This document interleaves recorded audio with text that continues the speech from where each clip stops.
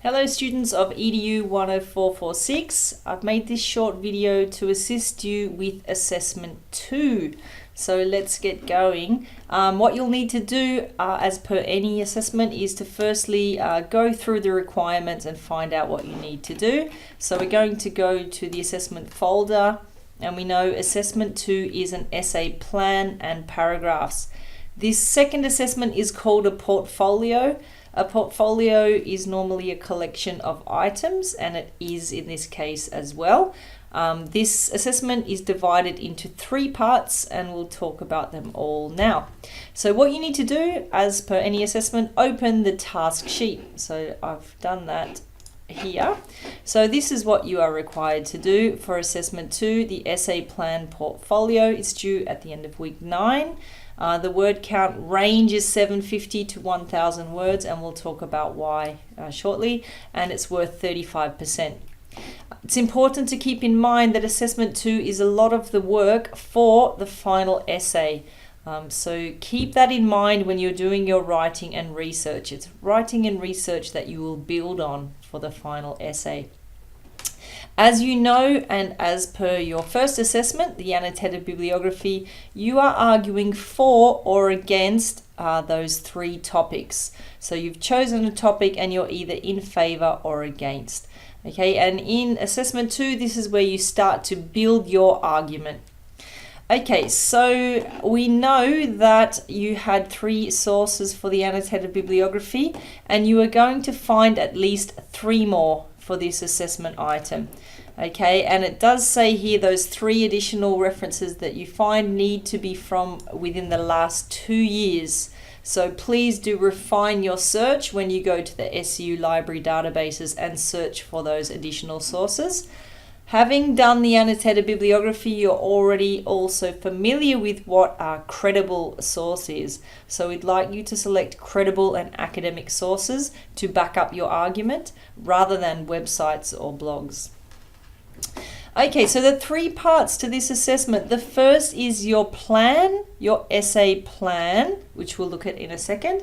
The second is to draft 2 body paragraphs. Okay, and those 2 paragraphs should be about 180 words. And the third part is your reference list. Okay, they are the 3 parts to this assessment. You can go through the marking criteria here. All right, let's move on now to a previous student's assessment and see exactly what it is you are pitching for. So here is an exemplar of a previous submission. Okay, and we can see here no cover page. You don't require one in EDU 10446. You can see the student has typed in the essay topic or question here, and this has changed slightly, changes slightly every session. We can see the student has typed in a position statement, and you'll remember what this is from previous tutorials. It's 1 sentence which shows the side you are on, either for or against that topic. Okay, and we have in these 4 boxes now the 4 paragraph plans. Okay, we can see that each paragraph plan has a topic sentence, and you'll remember that was the focus of one of our tutorials. There are 2, 3 or 4 dot points or supporting points, and also a concluding sentence. So in the case of this essay, the student is arguing in favor of mobile technology for healthcare. Okay, so I can see here from the position statement the word positive, so the student is in favor of the topic that mobile technology will enhance or positively impact healthcare. So there are 4 paragraphs that have been planned to support that. And the first paragraph speaks specifically about disadvantaged demographics. The second paragraph speaks specifically about self-monitoring devices. The third one speaks of social media and how that is as technology enhancing healthcare. And the fourth one is a counter-argument, the other side. More about that in just a second. So just to reiterate that each paragraph plan has a topic sentence, has supporting points, about 3, and also has a concluding sentence. Please note that there are in-text citations for most of those dot points. All right, so we have 4 paragraph plans, each of them with those components. And we notice that the 4th paragraph plan is a counter-argument. So that is for the other side. And we have spoken about this in the tutorials. And so we can see here that the student is using the counter-argument, using the other side, to enhance their position, to strengthen it, rather than to weaken it. And if you go back to the tutorial on counter-argument, you'll notice these kind of phrases like while, or why, whilst, or in spite of, or however, or despite the above benefits, there is one disadvantage.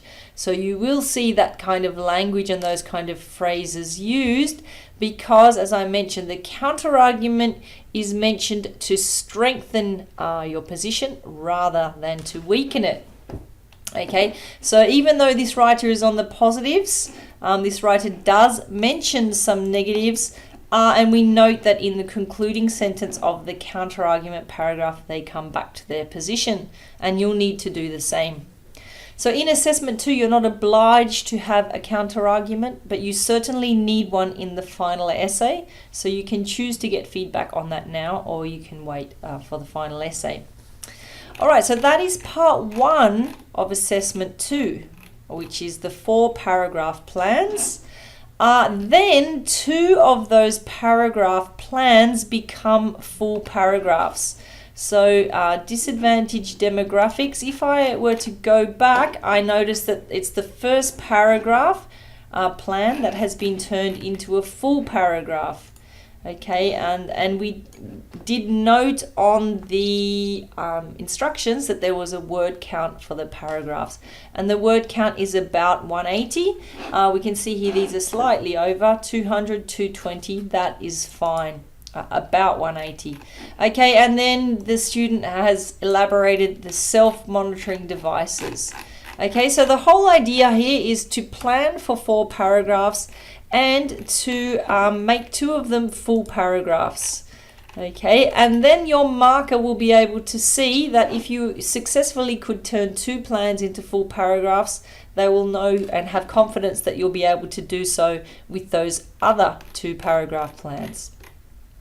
So we can see here at the end of assessment 2, we have a plan for 4 paragraphs. 2 of them are written in full already, and if they receive positive feedback, you can absolutely use those 2 full paragraphs in your final essay. Okay, now you may receive some feedback, minor things to tweak or change or improve, and you can certainly do that before the final essay. Okay, so that is part 2 of assessment 2. So we have the plan is part 1, the 2 full paragraphs are part 2, and the third thing is the reference list.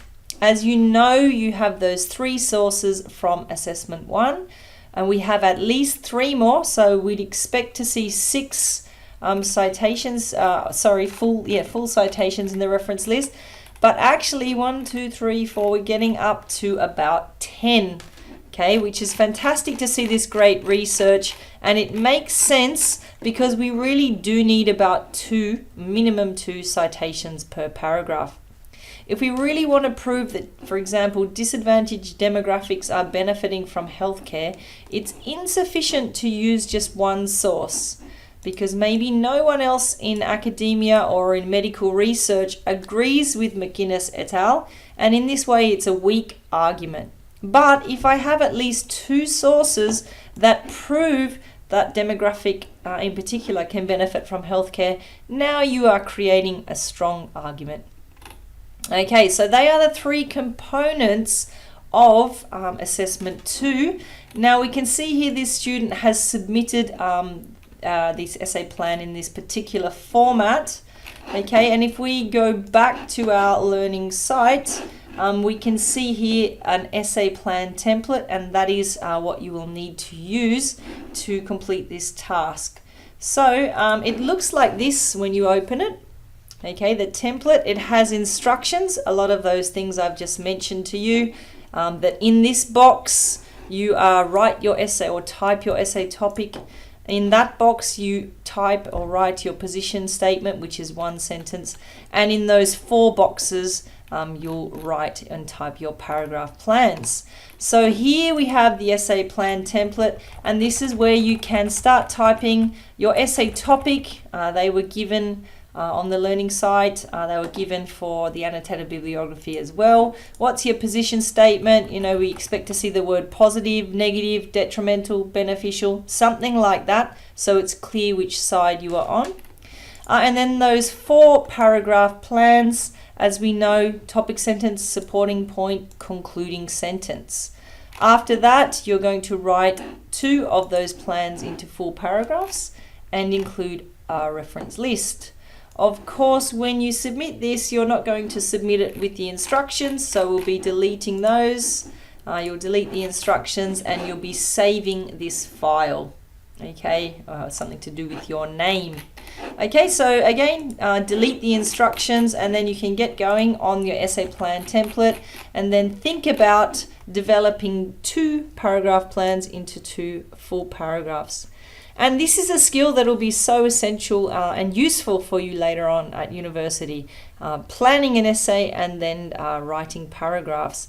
Of course, it's much easier to write a paragraph when you have a plan, when you know what the focus of that paragraph is, and you have the support, the research, the references. It's going to be very difficult to sit down at your laptop and type a paragraph about a particular benefit of social media for adolescents without any research. Okay, so really this is to help with the planning and the structuring. So the reading, the research, the thinking, and the writing to get you ready for the final essay. All right, that is about all for now. I hope that has shed some light on assessment 2. If not, never fear, we do have the discussion board. Of course, you do also have your tutorials. A lot of the things mentioned in that short video were elaborated on in the tutorials in great detail. So it's essential you go back to those relevant tutorials. Of course, assessment 2 here, you can always write or type any questions you may have there. So please do ask away. And again, if you need to go back and cover some of the content that you've missed, you can always go to the study guide if you need to recap on any of those skills you need. For example, paraphrasing and the structure of paragraphs, really important. All right, thank you very much for listening and watching. I wish you all the very best with assessment 2. As I mentioned, it really is a foundation for the final essay. So the work you're doing now is so useful for the final essay. So do well now as well as you can, and you'll see the rewards later. I look forward to seeing you online, and good luck with assessment 2. Bye for now.